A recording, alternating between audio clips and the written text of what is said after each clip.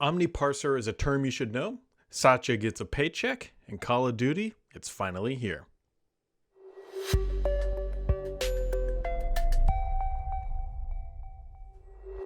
Happy Friday, friends. It is Friday, the back half of October, and I'm not making that up. Time is nothing but a construct of our imagination, and it seems to be speeding up as I get older here in life, and probably for whatever else. It is Friday. Hopefully you had a wonderful week. There's a lot to talk about. As always, some big saucy stuff coming from ARM. The Omniparser looks super interesting, which we'll talk about here in a second. And of course, Xbox dropped some hardware the same week they are shipping a new game. So let's just dive in, my friends, with the tech news of the week. So here we go. So Windows 11 24H2 got its first update with new Copilot key settings, gamepad keyboard input stuff, and notification suggestions. So nothing too crazy there, but if you don't even have 24H2, just know that by the time you get it, it'll already be updated from its whatever else. Some of the biggest news of the week, which tangentially impacts Microsoft here, is that ARM is canceling Qualcomm's chip license, and they have, now down to like 59 days to figure it out. So jumping back into the time machine here, super quick wrap up. Qualcomm buys a company who makes ARM stuff. Qualcomm assumes that they can use their own license to produce this stuff and that they don't need a new license. ARM on the other side saying, yeah, actually you do. Based on the contract terms, you can't take that product and then assume it and then make it your own without paying an additional licensing fee. There's so much water on top of what I just described, the water down, that Niagara Falls looks like a little raindrop from the sky. However, that is the basic premise of what is going on. And it's all going to come down to, I believe, just contract terms and conditions, which we're going to find out. And so Qualcomm is in a position where like they have to pay for ARM licensing. They're not their chips, right? And ARM is like a licensing agency who makes chip designs, really good ones at that, and they license them out. And basically Qualcomm is up the creek without a paddle, sort of, and we don't really know. So this is going to be, I feel like this is more of this is a very serious thing for Qualcomm and ARM. Don't sugarcoat that. But this battle has been ongoing, and this is the next escalation to bring this to a head, to finally probably get some conclusion, at least in some capacity. And so ARM is like, look, we're going to pull your license. That is that. Now, in 59 days, is Qualcomm going to stop producing chips? Nope. I suspect that it'll be in courts, and that'll go back and forth, and it's gonna be figured out one way or another. But it seems both sides are fairly confident that their interpretation of the contract is correct. All I know is that lawyers are gonna lawyer, and we'll find out. Like it has nothing to do with technology. It has purely everything to do with licensing terms. Like part of me, like the gut instinct of it says like, well, ARM wrote the contract that was being used, and there has to be a clause in there, I'm assuming, that talks about non-transferable, cannot be assumed by another company during acquisition. Like if those terms are in there, and then Qualcomm is using it, like then it feels like, I don't know, ARM is there to make money, Qualcomm's there to make money, and they're not going to give it up easily. So this will be a fun one to watch. Copilot is now in beta on OneNote for Mac.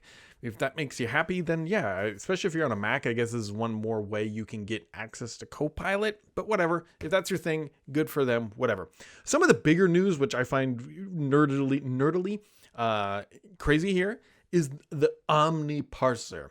So what the heck, Brad, is the Omniparser? So the Omniparser is a new language model that is up on Hugging Face, which sounds, and I'm almost pretty sure, this is the foundation for Microsoft Recall. So remember the feature, right? Obviously, it's not even there yet, so which is somewhat hilarious, I guess, but it's coming very soon.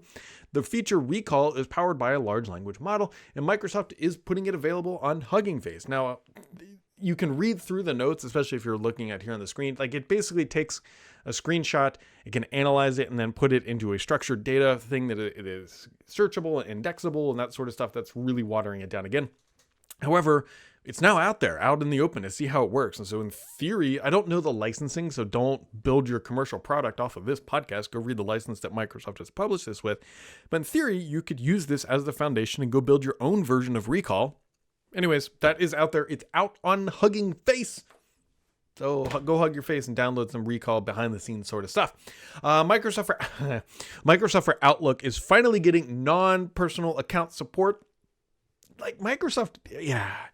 Outlook was fine, Mail was fine, and they're like, we're going to rebuild this for the era of the web, which I wonder how many times they've rebuilt their email applications. I mean, there was Outlook Lite, there was Outlook, there's Classic Outlook, there's Mail app. There's been a bunch of them. It doesn't really matter. Anyways, on the new version of Outlook, you can now use your non-personal Microsoft accounts, which, it's whatever.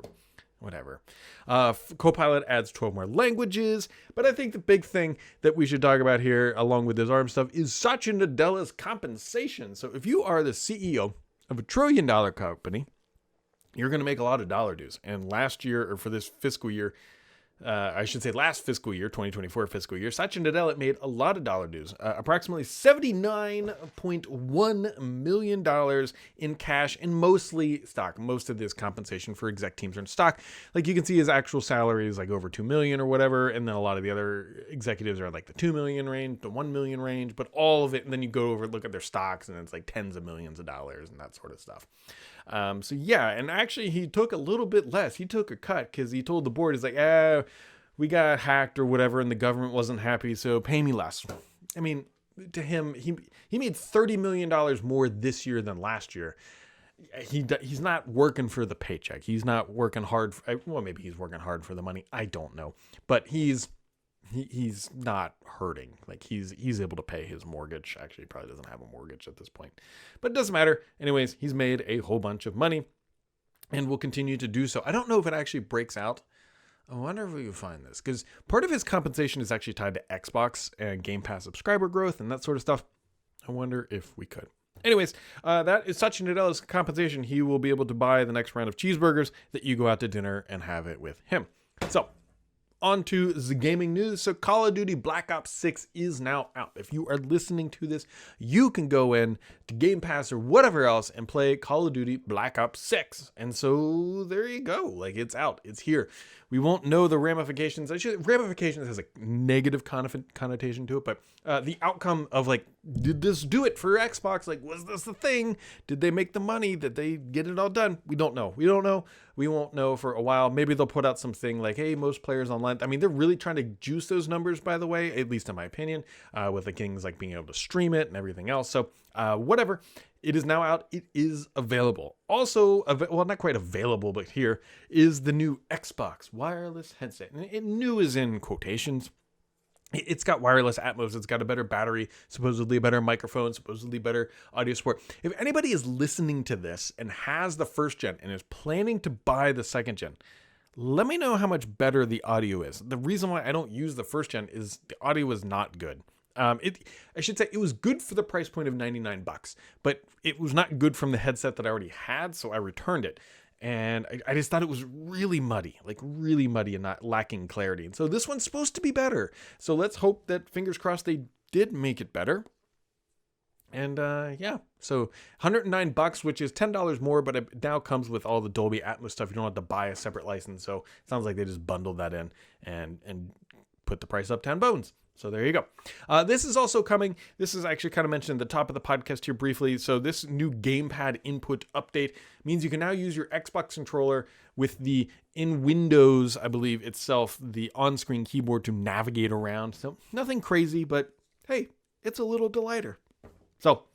So if you kind of think about it now from the Xbox perspective, there's the headset, the new consoles, and again, new, they're like refreshed, updated SKU consoles are also now available.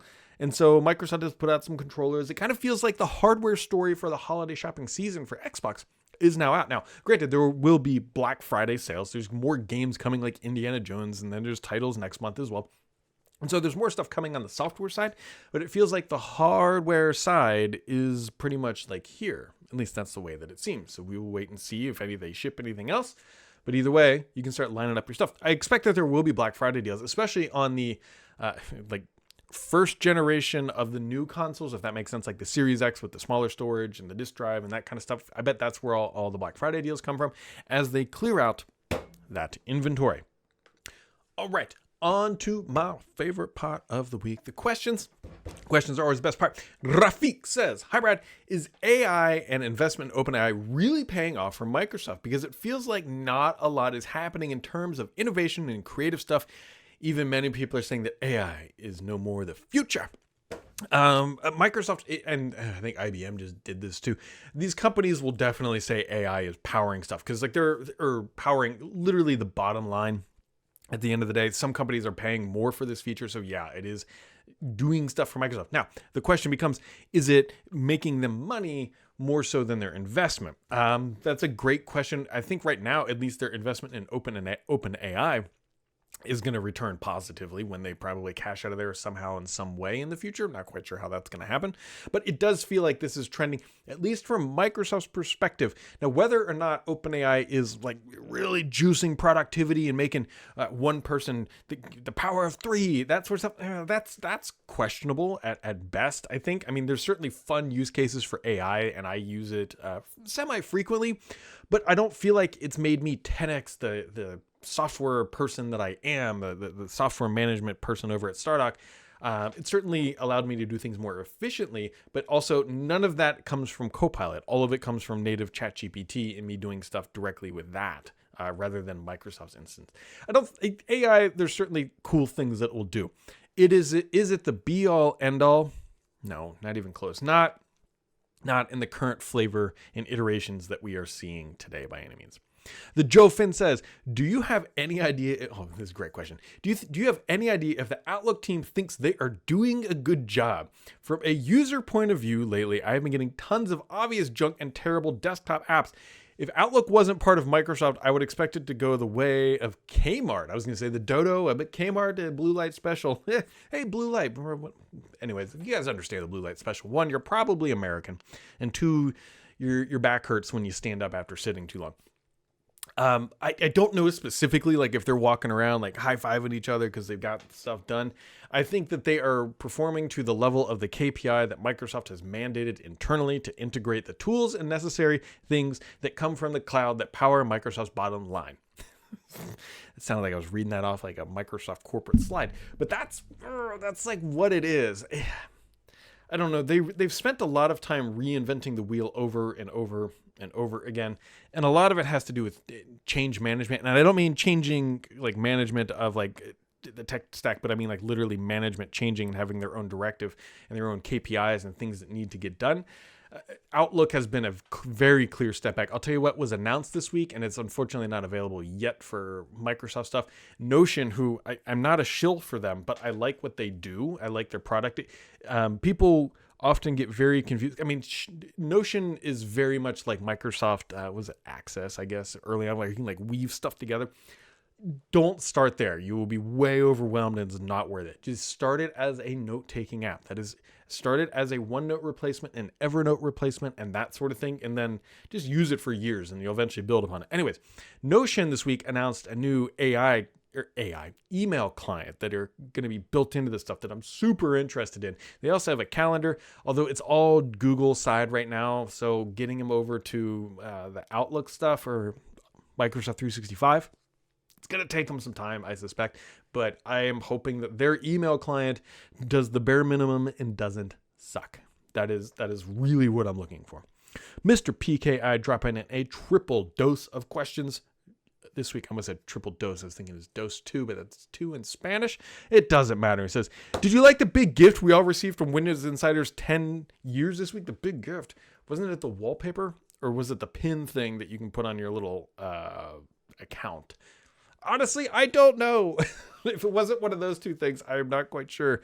So I don't know. I don't know, Mr. PKI. You got me. He said, his second question is this. I saw that there's some ways to get 24H2 to get Windows 11 on unsupported hardware. Yes, there is. The most popular one, I believe, is called Rufus.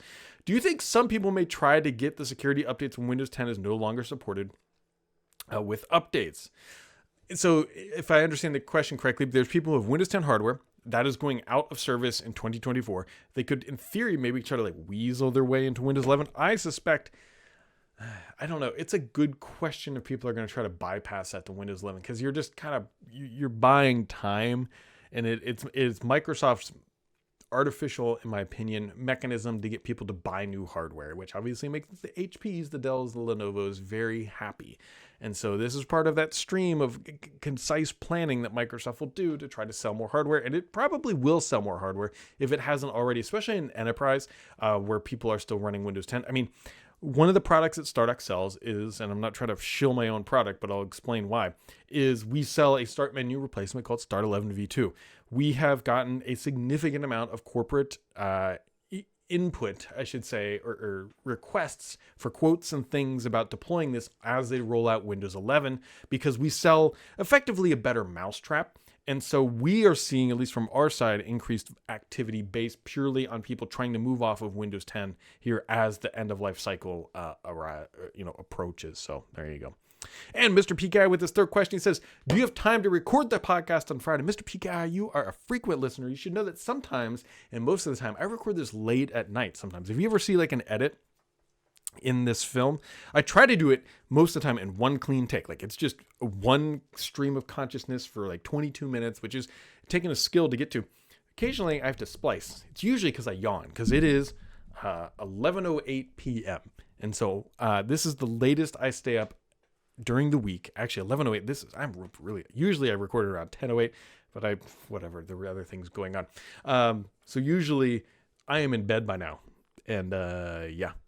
So it's late. So I will be playing Call of Duty Black Ops 6 tomorrow, which is actually I could probably play it in 90 minutes if I really wanted to, but I'm going to bed after this. That is what I do. And then I wake up in the morning and I edit the video first thing like 7:15, 7:30 and hit publish or queue it up around 8:30 if all goes according to plan. That's typically how it functions. And Sydney 2K dropping it in with the last question of the week. He says, happy Friday, Brad. He said, so in my country at the end of the weekend, all 3G services will be turned off and only phones with 4G voice LTE and beyond will be used. This means that after 13 years or so of service, oh no, my Lumia 640 XL smartphone will no longer be usable what it was intended for. What is the oldest piece of tech that you are still using today? Ooh, good question. I definitely have, I can't remember which Surface Pro number it is. I have an early Surface Pro with Windows 10 on it that I used for work, actually related purposes, that for my Windows 10 box, right? We sell software that works on Windows 11 and Windows 10. I need a Windows 10 box. I have Multiplicity 4 on it. I KVM into it and I access it remotely from upstairs. I can't quite grab it. It's sitting over there and I can't see what version number it is. So that is the one that is used the most frequently. It's not quite daily, but it's definitely in like that weekly realm. But the absolute oldest, I mean, the Xbox is a few years old. My desktop PC is about the same age as my Xbox. My phone is 3 years old. I don't quite, I mean, you know what it might be? You know what it might be is my thermostat, which is a terrible thing to say. So I believe I have the Gen 2 Nest thermostat release date. When was this? October 15th. What year, Bing? I need to change this. Over to the Google.com. Now I'm really actually curious. So it says 2012. I don't think I got it in 2012. I probably got it like 2014. That might be the oldest piece of consistent tech that I use is my Nest thermostat. That would be my guess. I got to think about this one. I've got some MX Master mice that are pretty old, but not that old. This computer's not nearly that close. The Sonos speakers in my house, I have some Sonos ones. Those might be around there, but I think the Nest thermostat would be my guess. And I'd peg it around because I didn't get it right away. We got it when we got 2014 would be my guess. 2014. Good question. Got my brain a noodling. So there you go. That wraps it up, friends. That is this week. That is this podcast. That is me. I am going to go to bed. Hopefully you had a wonderful week. And as always, my friends, make sure to keep it subscribed here because only BS on this podcast is me.